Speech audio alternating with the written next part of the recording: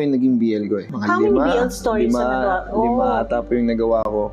Parang meron din nag-produce yung friend ko, si Jojo Bragay. Isa na ako sa bida. So, nung ginawa ko yun that time, di ko alam, nag-enjoy naman po ako eh. And if napanood nyo yung BL namin, it's more on the story. Wala naman siyang mga physical contact sa isa't isa or something. So, yung storya namin is more on kilig. Something din po na inisip ko. Sabi ko, hindi naman siya makakabawas ng pagkalalaki ko. Actually nga, Kasi feeling ko po, parang, nakuha ko yung puso nila. Po, ang pinaka-training ground ko sa pag-arte is teatro.